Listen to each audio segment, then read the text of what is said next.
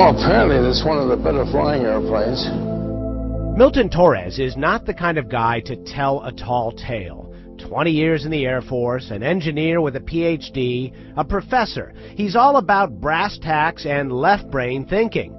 So I was all ears when he started talking about his UFO encounter over England in May of 1957. I got scrambled one night, and my first orders are, you will be ordered to fire on this mission.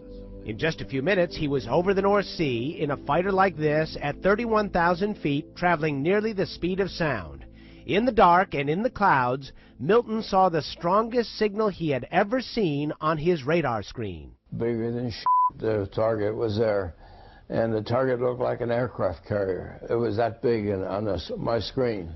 He flew toward it to try and shoot it down. And it takes off like you're just standing still. Like I wasn't even there. Like I wasn't even there. Just gone. Milton has no earthly explanation for what he saw. Could it have been a problem with the radar? Could it have been a weather phenomenon? No. Could it have been a meteor? Any of those things? Everything was explained to me already. Yeah? I knew what it was. It was some design of an aircraft by some space alien. Milton Torres says a U.S. intelligence agent ordered him to keep his mouth shut.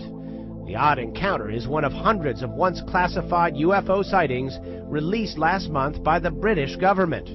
It's the sort of disclosure UFO investigators are demanding from the U.S. government. How would people react? Well, it would be kind of good. It's about time. Former astronaut Edgar Mitchell is the sixth man to walk on the moon and a firm believer that aliens have visited our planet repeatedly.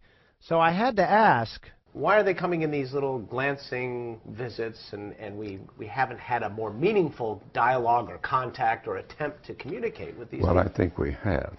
Really? I think we have, but it is not common knowledge. Mitchell told me after he returned from the moon, he was briefed at the Pentagon by a high-ranking officer, whose name he would not reveal, who said the U.S. government does have evidence of alien spacecraft and is keeping it a secret. Well, I think the reason it's still a secret is power and control, controlling whatever technology exists. All of this is fascinating stuff, if it is true. But consider this. There are thousands of sightings of odd, unidentified flying objects reported every year the world over, and yet no one has produced smoking gun proof of any visits from another planet. So isn't it more likely they are some sort of natural phenomenon? Or maybe secret military aircraft? Or just plain old hoaxes? Maybe, but consider this one. March of 1997, a huge V-shaped craft appears to fly over Phoenix. Among the witnesses, then Governor and seasoned pilot Fife Symington. And I suspect that unless the Defense Department proves us otherwise, that it was probably some form of an alien spacecraft. Or consider this one. Before he became president, even Jimmy Carter saw something strange in the sky over Plains, Georgia.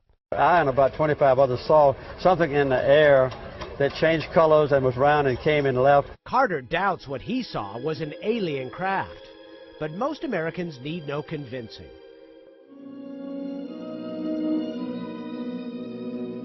Maybe it comes from movies like Close Encounters, or maybe art is imitating extraterrestrial life. For those who are skeptical of you, what do you say? Are you saying open your mind? Be skeptical. Do be as skeptical as you want, but by all, don't close your mind.